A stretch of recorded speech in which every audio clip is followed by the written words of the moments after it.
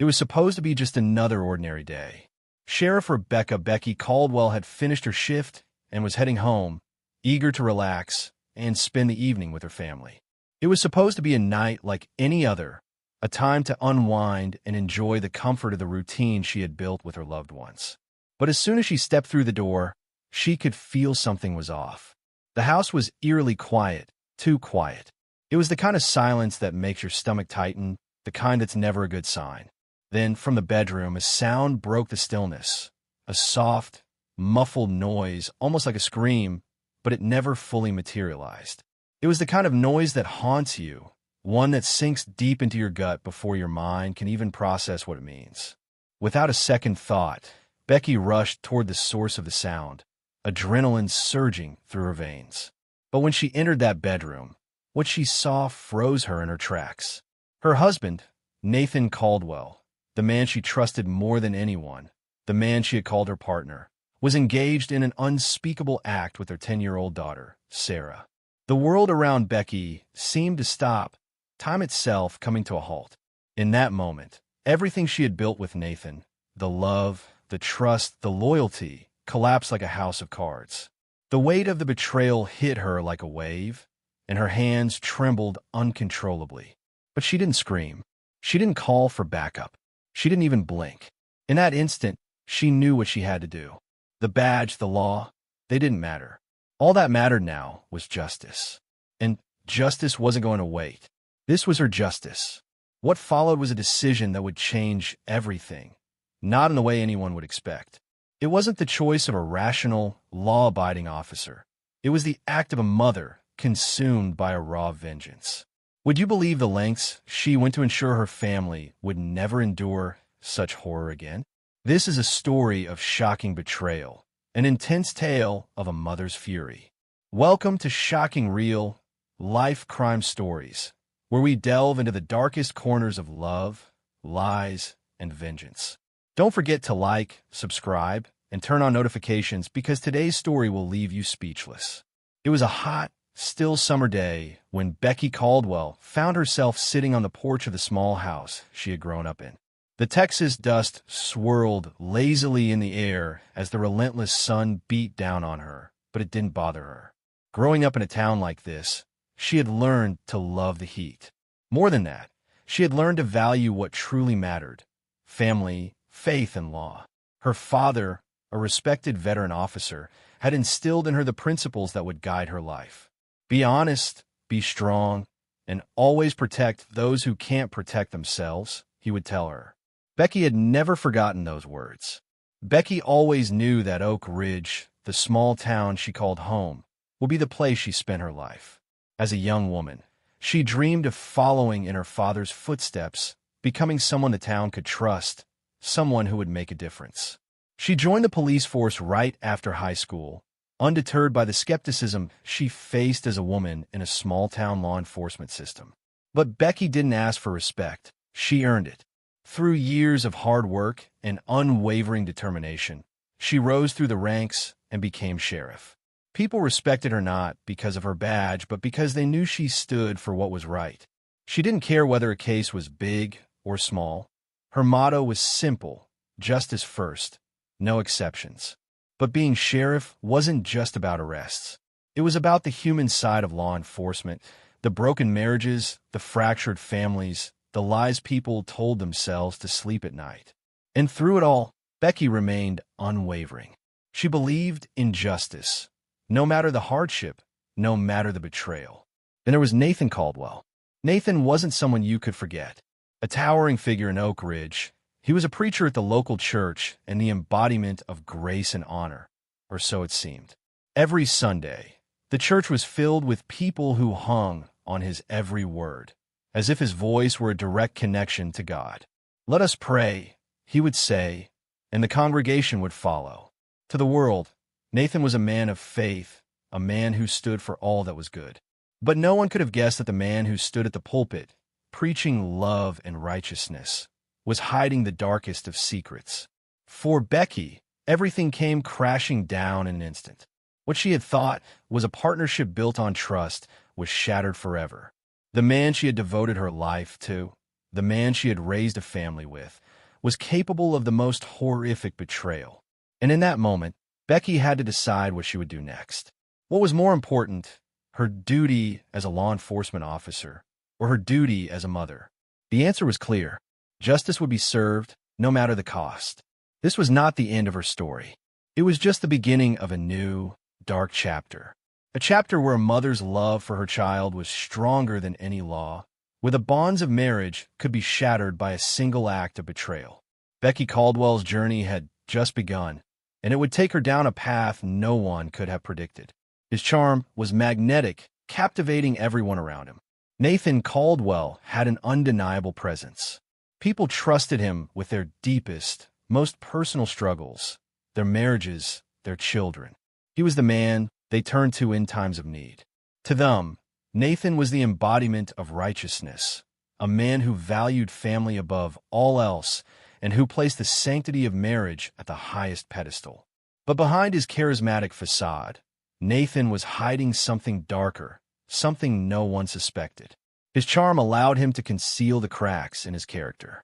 No one saw the way his smirk would appear when he thought no one was watching, or how his gaze would linger on women in the congregation just a bit too long. At home, Nathan appeared to be the perfect father, a loving, devoted man to his daughter Sarah. He played with her, helped her with her homework, and took her to church every Sunday. His image was flawless, a kind, caring father who seemed always present. But Becky, his wife, could never quite shake the feeling that something wasn't right. She couldn't pinpoint exactly what it was, but deep down, she felt an unease that she couldn't ignore, a gut feeling that served as a quiet warning. She tried to brush it aside. After all, he was the preacher, and she loved him. Together, they had built what seemed like a perfect life, a life that Becky believed was as flawless as Nathan's smile. Sarah, at just 10 years old, was the light of Becky's world. She had a joy and innocence that was infectious, a smile that could brighten even the darkest days. Sarah had her mother's eyes, her father's laugh, and a spirit that made her impossible to resist. Becky adored her daughter with everything she had. Sarah was her reason to wake up every morning, her reason to fight to be the woman she was. Becky and Sarah shared a bond that was unspoken but incredibly strong. They had countless special moments, from dressing up for church to walking hand in hand down the streets of their small town, talking about the future. Sarah loved her father too. She would often climb into his lap, listen to his stories, and dream of the day she could grow up and be just like him, the man everyone in town looked up to. Sarah believed Nathan was the most loving and kind father in the world. But that trust, that bond, would soon be shattered in a way no one could have ever predicted. At her core, Becky was a mother first and foremost. No matter how many criminals she arrested or cases she closed, Sarah was the heart of her life. Her love for her daughter was fierce, unconditional, and protective. She would do anything to keep Sarah safe, to give her the life she deserved. It was a typical morning for Sheriff Becky Caldwell. She had left for work before the sun even rose, just as she always did. The day had begun like any other, with Becky preparing herself for another long shift of keeping her small town safe. The criminal they had been pursuing for weeks had finally been apprehended early that afternoon, and there was no need for her to stay at the precinct any longer. It was an unexpected stroke of luck, a quick win, and for once, she could return home earlier than usual. As Becky drove back to the house, she wasn't expecting anything out of the ordinary. The drive down the narrow road leading to their home was peaceful, familiar. She always looked forward to coming home, to hearing Sarah's excited footsteps racing down the driveway to greet her, shouting, "Mommy, Mommy, welcome home." Becky could already picture the joy in her daughter's voice. But today, as she pulled into the driveway, something felt different. The house was quieter than usual. There were no excited footsteps, no joyful voice calling out to her. Instead, an eerie stillness hung in the air, sending a chill down Becky's spine. Frowning, she scanned the yard for any sign of Sarah or Nathan, but there was nothing.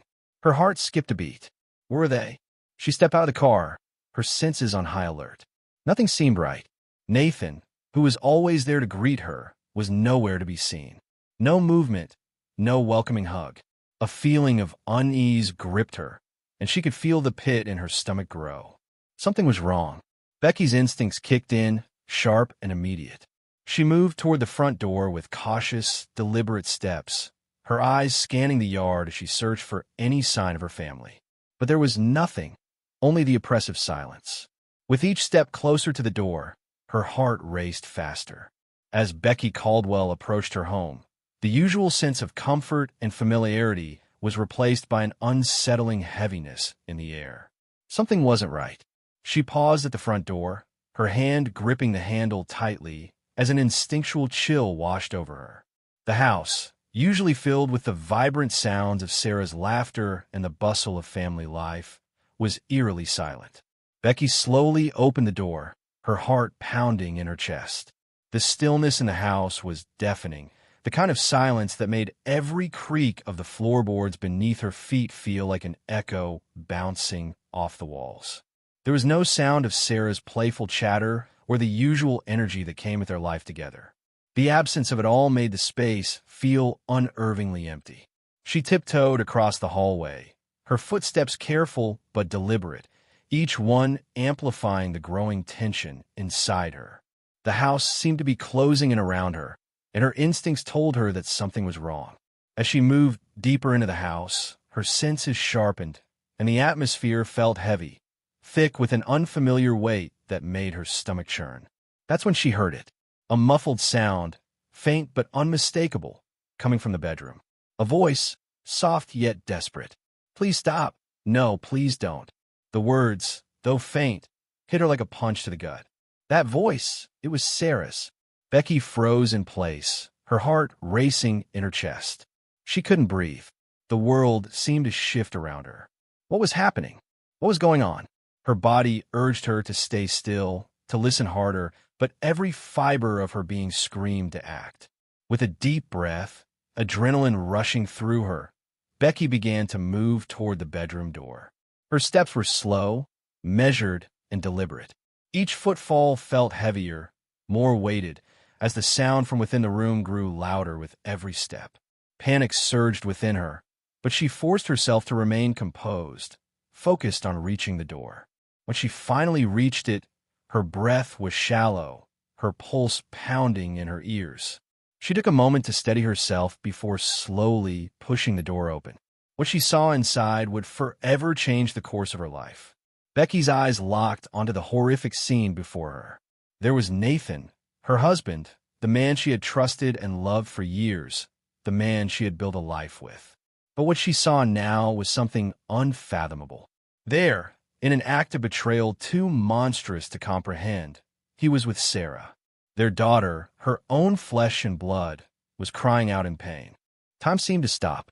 The room closed in around her, the walls pressing against her, and Becky's mind raced as it struggled to make sense of the nightmare unfolding in front of her. Was this real? Was she dreaming? Her heart was in her throat, and every instinct in her body screamed to do something, anything. But in that moment, she was frozen. The shock paralyzed her, her breath caught in her chest. Nathan, still in a dazed state, slowly turned toward the door. His eyes widened as he saw Becky standing there, frozen in disbelief. His face twisted from confusion to panic. "Honey, no, you don't understand. I was just helping her. I was making sure she's okay." Nathan's voice wavered, trying to hold on to the charm he had always relied on to get out of tight situations. But Becky couldn't hear him anymore. She didn't want to. Her eyes were fixed on him, on the man she thought she knew, but who had become something far darker.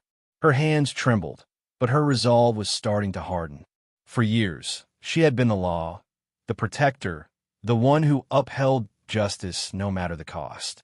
But now, in this moment, as she stood there watching Nathan try to justify his actions, the lines between right and wrong blurred beyond recognition. Then came Sarah's heart-wrenching cry, a desperate, gut-wrenching plea that shattered Becky's soul. "Mommy, Mommy, please save me. Save me, Mommy." Becky's stomach twisted as Sarah's voice seared into her very being. The truth hit her like a slap. This wasn't the first time. The crushing realization that her daughter had been subjected to this abuse before made her blood run cold. She had failed as a mother, as a wife, as a protector. "I can't believe you're doing this." Becky's voice shook with a mixture of rage and pain as she took a step forward, her body tense with fury. The man she had loved, trusted, he wasn't the person she thought he was. No, this was something else, something darker than she could have imagined. Nathan, ever the manipulator, began his practice speech, trying to worm his way back into Becky's good graces. "Becky, calm down.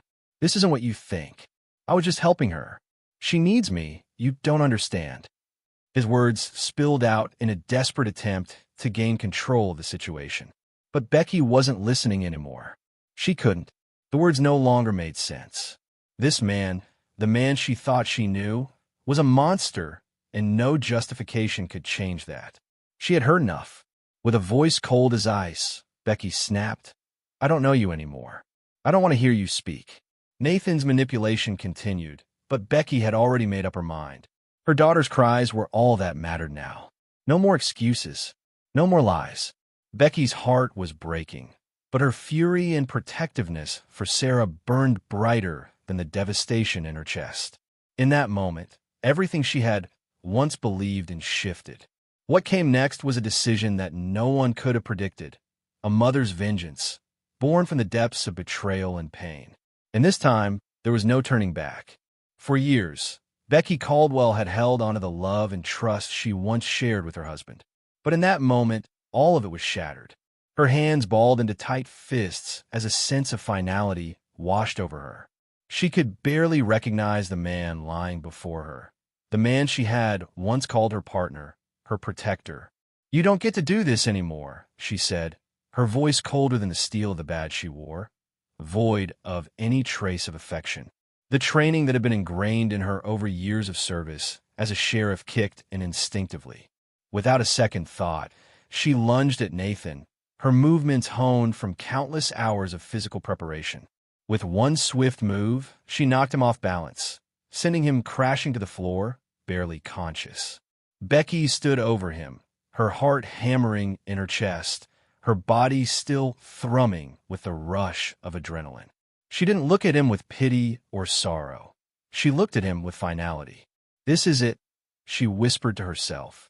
"This is the last time you hurt her. The last time I ever let you get away with this." Nathan struggled to catch his breath, but there was no escape now. "You can't do this, Becky," he stammered, his voice still trying to hold on to some semblance of control. "You're a sheriff. You know this isn't the way. The law is on my side, and you're going to regret this. You can't keep me here like this. You're the one breaking the law now." His words hung in the air, but Becky didn't flinch. They weren't the truth. Nathan had broken the law long before she had walked in that room. His words were hollow, just another set of manipulations she had heard countless times before. He tried again, relying on his position, his influence in the church, to manipulate her further. "I've got connections, Becky. You think you can do this and get away with it? Think again. The community will never stand by you. They'll never believe you." His eyes narrowed as he clung to his last bit of power. He desperately tried to sound righteous, but his voice was laced with the desperation of a man who knew he had no control anymore. Becky stood firm. She had heard it all before, the lies, the justifications, but this time they wouldn't work. "You're never going to do this again," she spat, her voice sharp and cold, each word like a vow. Her hand pressed down on Nathan's body with a force that made him writhe in pain. Nathan's cries were strangled as he tried to break free, his body buckling under the pressure. The room seemed to spin, but Becky didn't look away. She watched as Nathan struggled, his breathing labored, his body shaking. Blood began to pool beneath him, and for a moment, she stood frozen, watching the weight of his actions finally come crashing down on him. The silence in the room was suffocating, broken only by Nathan's painful groans and Becky's steady, determined breathing. She had seen enough. There was no turning back now. But the moment didn't last long. Footsteps echoed down the hallway, urgent and hurried. Becky's deputies, who had been scheduled for a routine check-in, arrived just in time to witness the aftermath of what had transpired. "What the hell is going on?" one of them asked, confusion thick in his voice as he stepped into the room. The sight before them froze them in their tracks. Nathan, the beloved pastor, the pillar of the community, now lay on the floor, pale and writhing in pain. The very man who had once been a beacon of righteousness was now broken, helpless, and vulnerable, lying at the feet of the woman he had betrayed. Without hesitation, the deputies rushed to Nathan's side. They had no idea what had happened, but they knew one thing for certain. Becky had done something that could never be undone. "We need to get him to the hospital," one of the deputies said, his voice uncertain but firm. Becky didn't flinch. She didn't look away. "Do what you need to do," she replied, her voice low but unwavering. "Just make sure he gets the care he deserves." The deputies exchanged uneasy glances. Their loyalty was torn. They had always trusted Becky, but Nathan had been their leader too. But with one look at Becky's unwavering gaze, they knew what had happened. They didn't question her decision. They just followed orders. Without another word, they helped Nathan up and rushed him out of the house, the sound of the ambulance sirens fading into the distance. Becky stood there, motionless, her mind racing. She had just taken justice into her own hands, and now she would have to face the consequences. The choices she made that night would change everything.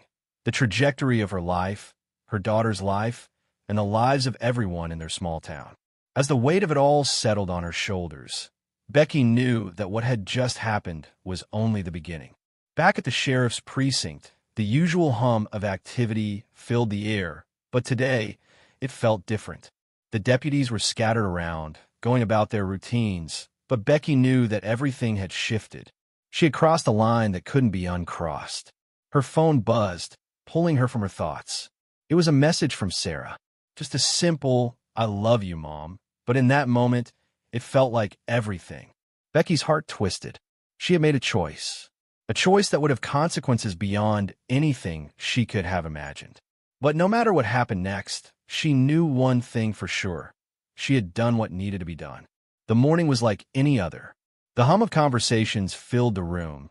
Papers shuffled around, and coffee cups clinked against the counter.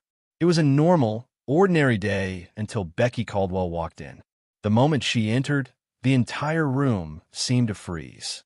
Conversations ceased, and every pair of eyes turned toward her. The energy in the space shifted instantly, as if the air itself had thickened. Becky's usual confident stride, the assured presence of a leader who had always commanded respect, now seemed burdened by something heavier. There was an undeniable weight to her that made the room feel smaller, more suffocating. Her fingers gripped her badge tightly, as though it were the last piece of her old life still within reach.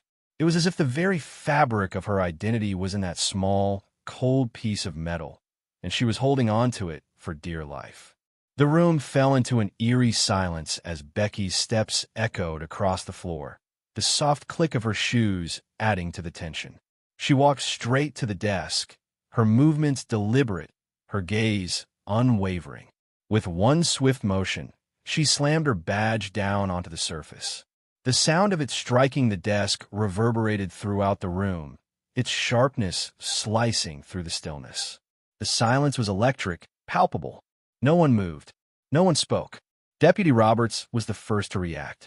He took a step forward, his eyes flickering between Becky and the badge, his mind clearly struggling to process what he was seeing. He had known her for years, trusted her, and followed her leadership through countless challenges. But now, all he felt was confusion, disbelief. His voice trembled as he spoke, barely breaking the thick silence. "Sheriff," he said, his tone faltering. "What's going on?" His gaze never left her, his confusion deepening as he tried to make sense of the situation. Becky met his eyes without hesitation. The look in her eyes was not one of uncertainty, but of finality. Her voice, calm and steady, carried an undeniable weight. "I've done something," she said, her words hanging in the air like a thick fog, impossible to ignore. "I need to turn myself in." The room seemed to hold its breath.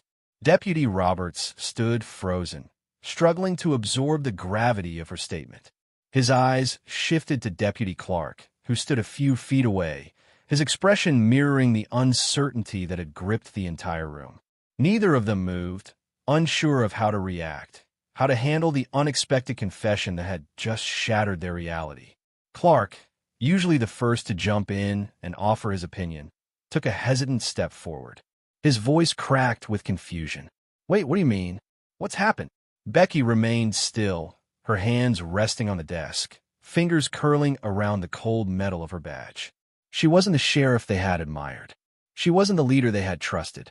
She was something else now, a mother who had made a decision, a choice that would change everything, no matter the cost. "I'm the one who hurt him," Becky said, her voice low, the weight of the words pressing down on her. "Nathan, I did it." The room fell into an even heavier silence. The deputies exchanged uneasy glances, their faces unreadable. The shock of her confession settled over them like a heavy fog. They had known Becky for years. She had been their rock, their guide, and now, she was the one who had shattered the peace. She had crossed the line, and they didn't know whether they could, or should, follow her into this new world she had created. For a moment, no one spoke. The usual rush of questions and thoughts couldn't break through the suffocating silence. They were trapped in disbelief, caught in the overwhelming weight of Becky's words. Becky's decision had thrust them into uncharted territory, and none of them knew how to navigate it. Some had worked alongside her for years, and yet now, in this moment, it seemed impossible to reconcile the woman they had known with the one who had just confessed to an unimaginable crime. Deputy Roberts took a shaky breath, stepping back. His mind raced, trying to make sense of it all. He wasn't questioning her authority, but how could he? What had driven her to this point? His voice came out in a barely audible whisper. "Did you really?" The words hung in the air, unanswered. Becky stood before them, her resolve unshaken. She had made her choice, and now she would face the consequences. What had once seemed like an unbreakable alliance between her and her deputies was now shattered. The law, the justice she had once sworn to uphold, no longer seemed to matter. In that room, all that mattered was her decision, her breaking point, and the irreversible shift it had caused in her world. Becky nodded, her face a mask of unreadable calm. There was no sign of remorse in her eyes, no flicker of hesitation. She knew exactly what she had done, and for better or worse, she had come to terms with it. "I did what I had to do," she said, her voice steady and unwavering.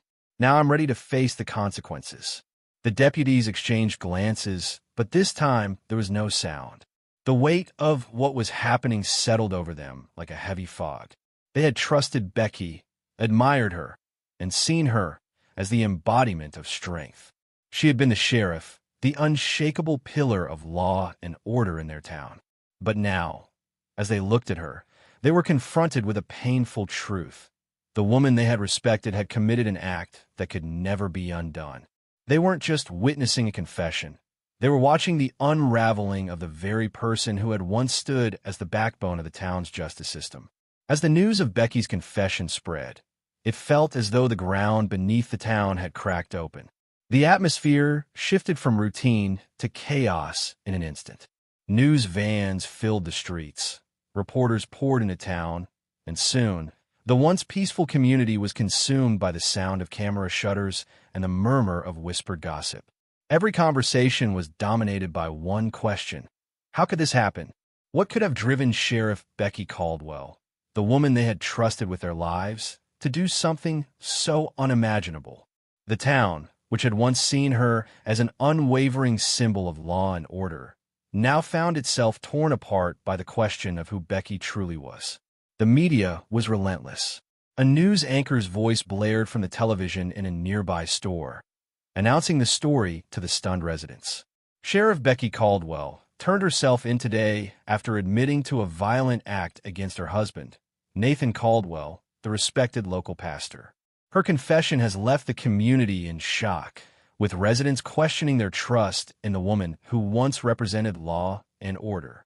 The words reverberated through the streets, hanging in the air like a weight. People froze in place, unable to grasp the full impact of the news. Some stood in disbelief. Others began forming opinions, but one thing was clear. This was a moment that would change everything. As the reality of the situation sank in, the town split into two distinct factions. On one side, there were those who rallied behind Becky. They saw her as a hero, a mother who had finally fought back after years of silent suffering. To them, her actions were justified, even heroic. She had no choice, they whispered, shaking their heads. Nathan had been a monster, and no matter how beloved he was, he got what he deserved. That man had it coming, they would say, their voices tinged with a mix of sorrow and satisfaction. On the other side, however, were those who could not reconcile Becky's actions with the law she had sworn to uphold. But she's the sheriff, they said, their voices full of disbelief. She's the one who's supposed to uphold the law, not break it. She can't just take matters into her own hands like that. No one is above the law, not even her.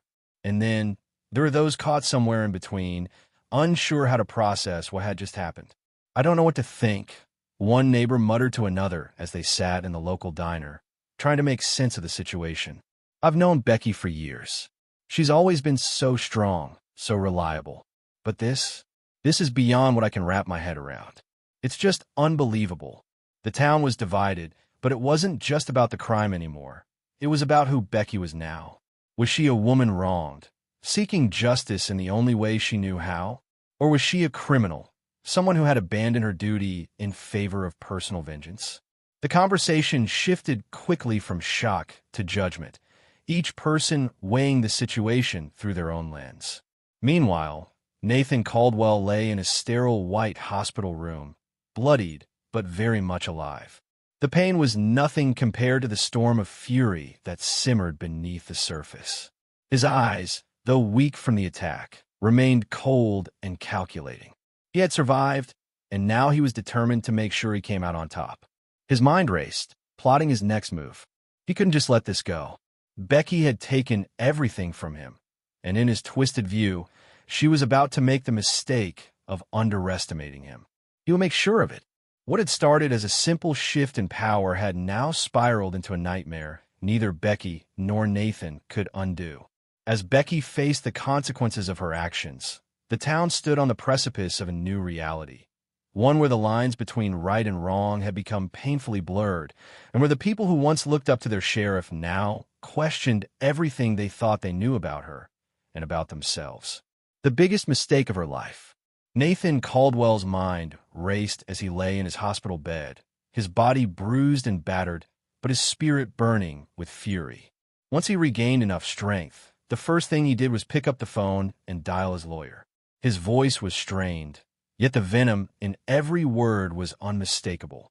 "I need you to listen to me," Nathan spat, his words sharp despite the pain coursing through his body. "She's lying. She fabricated the whole thing. She's trying to ruin me.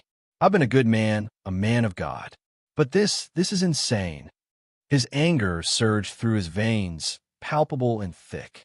Beneath the rage, however, there was something darker, colder, an icy calculation. Nathan had never been one to back down from a fight, especially one that threatened his reputation. In his mind, this was a battle, and he was determined not to lose. He wasn't going to let anyone tarnish his carefully constructed image. Nathan wasn't one to leave anything to chance. He picked up the phone again, this time calling his closest allies, influential members of his church, and anyone who might have a connection or a voice. He needed to control the narrative, to paint himself as the victim. Nathan's manipulative charm kicked in as he spoke to a close ally, planting the seeds of doubt in their minds. "You have to understand," Nathan's voice dropped to a low, cold tone. "She's always been jealous. It's not the first time she's overreacted to something. She's unstable, a ticking time bomb. And now look what she's done. She thinks she's above the law." His words dripped with venom. But there was something else, something well-rehearsed, something that made his lies sound like the truth. Nathan had been using manipulation for years, whether as a pastor or a husband. He knew exactly how to twist the truth to make himself appear as the victim, always shifting the blame onto others. And this time, Becky was his target. With his connections to the local church and law enforcement, Nathan had a powerful advantage. His charm was so effective that even those who had respected Becky for years began to question her integrity. Nathan was turning the tables, using everything at his disposal to control the narrative. As his legal team began to assemble, it became clear that this wasn't just about Nathan's freedom. This was a war to destroy Becky's career, reputation, and life. He was determined not to let her get away with what she had done. From his hospital bed, Nathan rallied support. He reached out to influential figures within the church and law enforcement, painting himself as the victim, while Becky was cast as the villain. His silver-tongued manipulation allowed him to frame the situation in a way that made him look like the wrong party. He even had his lawyers spread rumors about Becky's mental state, painting her as an unstable woman prone to violent outbursts. "She's always had a temper," the lawyer was instructed to say. "Her jealousy has been an issue for years. This isn't the first time she's lashed out, but now she's taken it too far." Nathan knew exactly what he was doing. He was setting the stage for a legal battle that would make Becky look like a dangerous, unhinged woman. As the trial date approached, the media descended on the town like a swarm of vultures. News vans filled the streets, cameras set up at the courthouse, and reporters stalked Nathan and Becky, eager to capture any juicy soundbite. The once peaceful town had transformed into a circus, with every word and action magnified under the scrutiny of the press. Outside the courthouse, protesters gathered in divided groups. Some held signs that read, "Justice for Sarah," while others carried placards demanding that Becky be held accountable for her actions. The atmosphere was charged, electric with anger, confusion, and debate. Inside the courtroom, the battle between Becky's defense team and the prosecution was nothing short of brutal. Becky's defense tried to portray her actions as a desperate, impulsive act of a mother who had reached her breaking point. They argued that she had acted out of love for her daughter, unable to watch Sarah suffer any longer. But the prosecution had a different story to tell. They painted Becky as a cold, calculating individual who had planned the attack for weeks. They emphasized the brutality of the assault, highlighting the severity of Nathan's injuries. Their argument was simple. Becky's actions were premeditated, and she had no regard for the law. As Becky took the stand, the room fell silent. Her voice was calm, but the emotion behind her words was undeniable. "I didn't plan this," she said, her eyes glistening with tears. "I didn't want this, but I couldn't let it happen again. I was a mother first." Her voice cracked, but she held firm. "I'm sorry. I'm sorry for what I did, but I'm not sorry for protecting my daughter." The weight of her words hung in the air, and for the first time, the courtroom was quiet. No one moved, no one spoke. Becky's confession had shifted the dynamics of the trial, but had also caused a shift in the very foundation of her own life. As her defense continued, the town and the courtroom waited with bated breath to see what would happen next. Nathan, still lying in the hospital, seethed with anger. His body might have been broken, but his resolve had only grown stronger. His mind was sharp, and he was determined to turn the tide in his favor. He had lost the battle in that moment, but he was far from done. The war was only just beginning. Her words were raw, and the damage was done. The courtroom was divided. Some saw Becky as a hero, a woman pushed to the edge by a monster. Others viewed her as a criminal, someone who had taken the law into her own hands. But as Nathan took the stand, his mastery of manipulation was evident. He spoke with calculated coldness, his eyes piercing and his tone sharp. "I've been betrayed," Nathan said, his voice filled with false hurt. "This was all a lie. She's making this up to cover her own guilt. I never touched her. Never. And now my life is destroyed, my reputation ruined, because of her jealousy and her lies." His testimony was filled with half-truths and outright lies, but he delivered it with such confidence that many in the courtroom began to doubt Becky's version of events. Nathan was beginning to turn the tide in his favor. However, as the trial continued, new evidence began to emerge, evidence that would shake the town to its very core. Investigators uncovered a web of corruption, manipulation, and abuse that stretched far beyond Nathan and Becky. The people of the town, who had long turned a blind eye to the darker aspects of their community, We're about to learn how deep the rot went. Detectives whispered amongst themselves as they unearthed old documents, reports, and testimonies that pointed to other women and girls who had fallen victim to Nathan's twisted charm. Some had even disappeared without a trace. The revelation was staggering. Nathan hadn't just manipulated Becky. He had manipulated an entire town. This goes far beyond just Becky and Nathan, one detective said, his voice trembling with the weight of the truth. There's a whole network, people in power who've been covering for him for years. This is going to rock this whole town. Then came the moment everyone had been waiting for. Sarah, the key to everything, was finally called to testify. She had remained silent throughout the entire ordeal, protected by her mother. Now, with the world watching, it was time for Sarah to speak. Her testimony left the courtroom in stunned silence.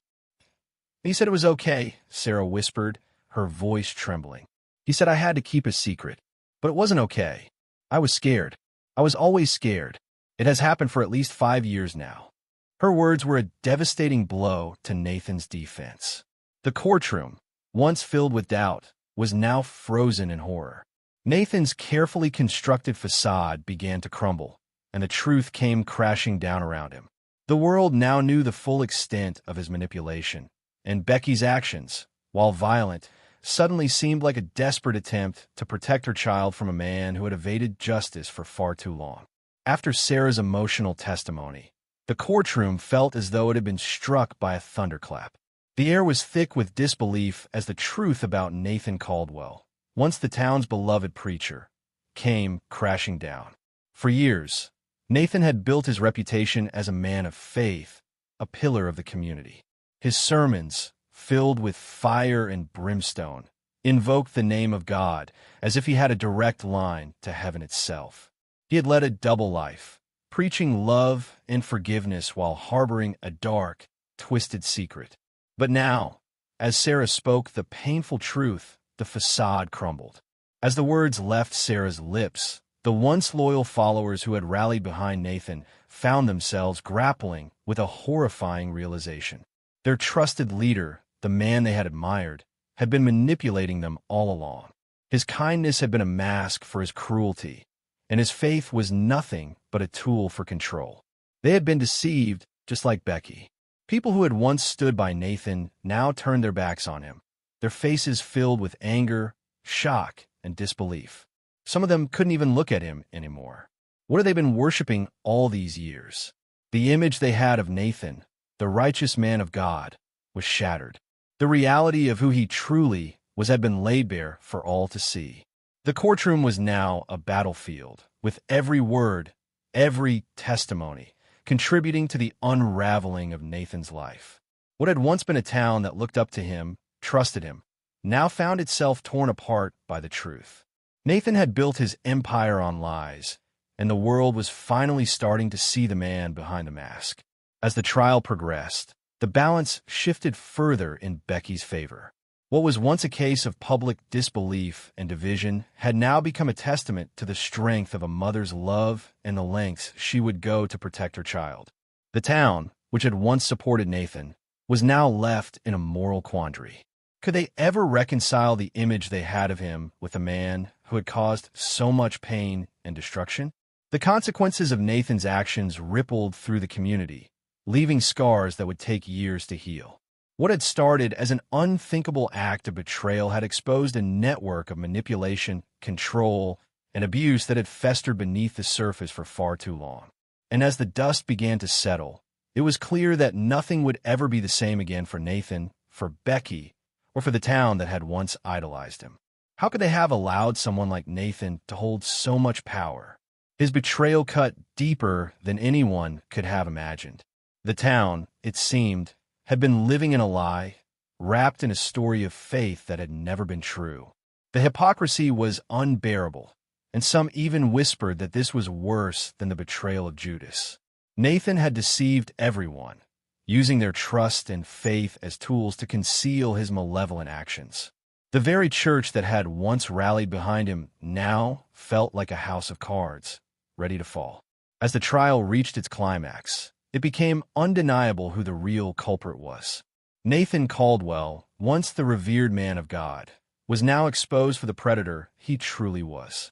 The court couldn't ignore the weight of the evidence, especially after Sarah's brave testimony. There was no more room for denial.